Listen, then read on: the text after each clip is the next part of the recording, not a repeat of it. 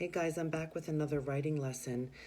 Last time we talked about writing book one of your series, and today we're going to talk about writing dialogue. You need to fill your stories with lots of action and dialogue because that's how real life is.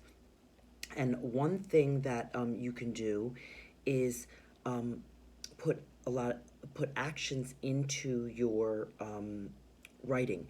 Now, sometimes when an author introduces a new character, they add actions in to really give those details. So if you look at the last lesson at the first book in the Henry and Mudge series, when they introduce Henry, they tell some actions that will add details, a list of actions that will add details to your writing. You can do that. I have in Henry and Mudge in the Bedtime Thumps, when they go to visit Grandma, there's some actions to tell about Grandma. So I think they meet her in chapter 2, and it says, let me remove the post-it. It says, Henry's grandmother came outside. She had a big smile and a polka dot dress. Mudge took one look at her, and his tail wagged and wagged and wagged. Hello, sweetie, Henry's grandmother said to Henry, so she talked to him. She came outside, she talked to him. She hugged him tight. There's 3 actions. Hello, sweetie, Henry's grandmother said to Mudge. She hugged him tight. Henry's grandmother wiped dog drool off her sleeve, and they followed her into the house. So you see how they have a list of actions when they introduce that new character? It's kind of like so we get to know the new character, okay? If you look at the story I attached from Annabelle, she's a first grader, it says, one day, Mary was going to a huge aquarium. Mary was on a field trip. She was on the bus. Mary was excited. Mary was finding a seat. Do you see how it gives the actions? Mary was on a field trip. She was on the bus. She was excited. She was finding a seat. It gives action so that you can get to know the character. Okay, that's one thing you can do in your story. Add a list of actions. And that really has to do with zooming in and telling those small little steps. On the next page of her story, it also has some more actions. Mary's class went to see the sea animals. Mary looked at the penguins, then Mary looked at the seals.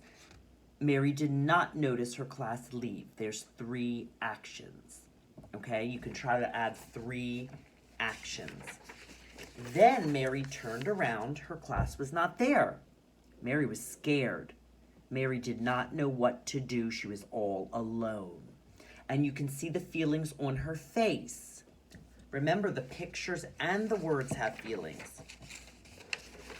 Mary looked and looked. She could not find her class. Mary found someone who worked there. She said, I am lost. I cannot find my class anywhere. The man said, I will help you find your class, little girl. Mary was happy. Now you see how there was talking back and forth? The man took Mary all over the aquarium, and then Mary saw her class. Mary said, that's my class. Mary's teacher said, where were you? And Mary said, I was lost. Mary thought I should pay attention to my class next time.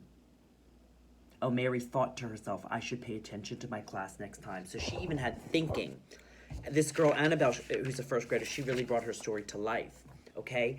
And the other thing I want to talk about is the dialogue in this lesson. When people speak in real life, they, just like they have actions, because people are moving and having actions, they also speak different ways. They yell, they shout, they cry, they whisper.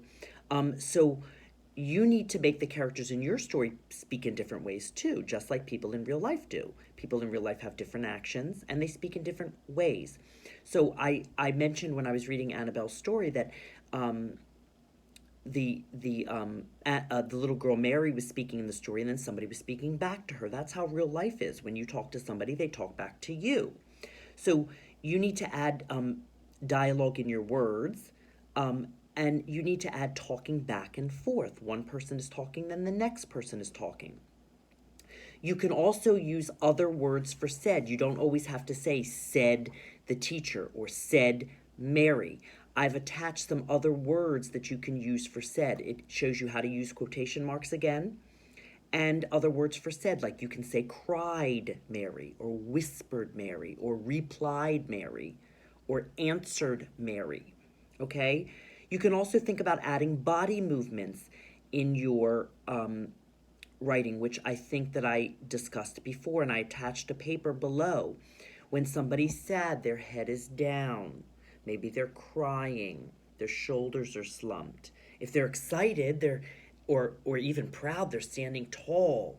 Their eyes are lit up if they're excited. They might be smiling.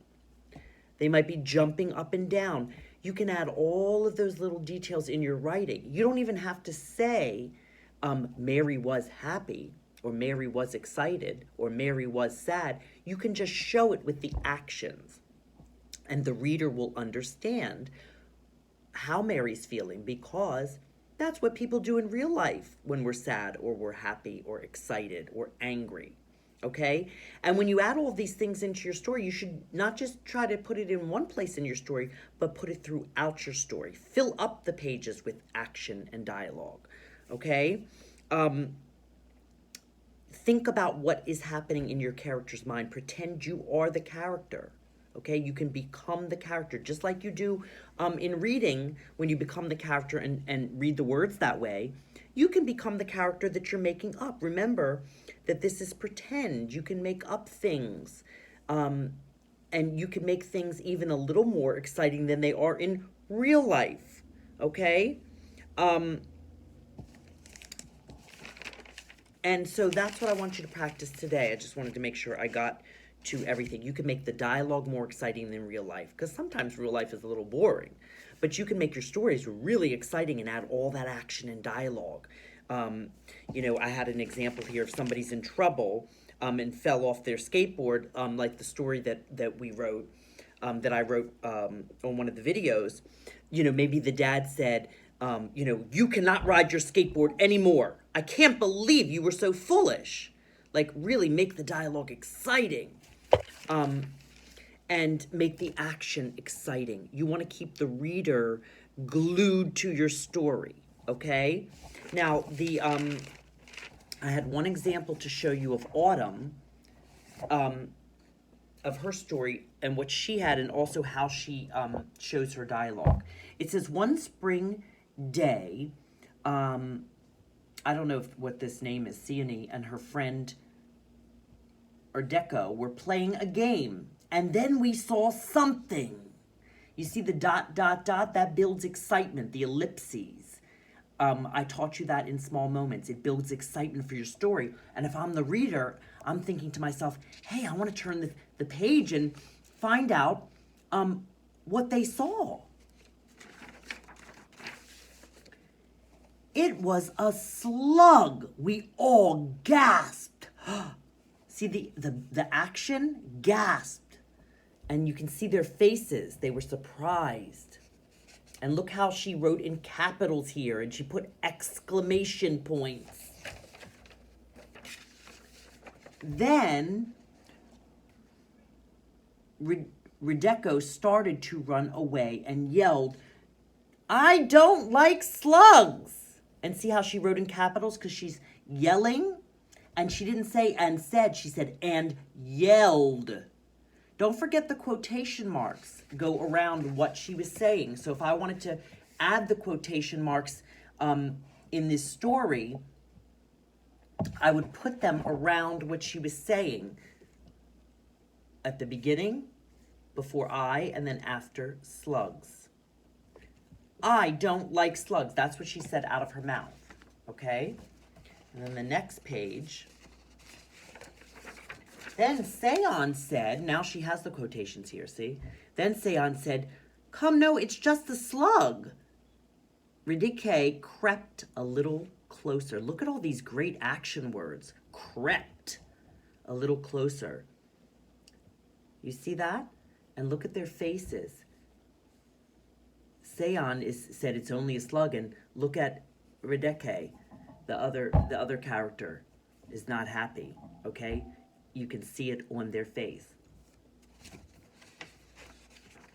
And then the last page says, Seon said, "Come on, let's look at the snail." Radeke said, "Okay, I will try not to be scared." And then the story's over. And look at the quotation marks. And you see how they're talking back and forth? The one character's talking and then the other character's answering. Okay, so try to fill up your stories with action and dialogue. Okay, I'll see you next time.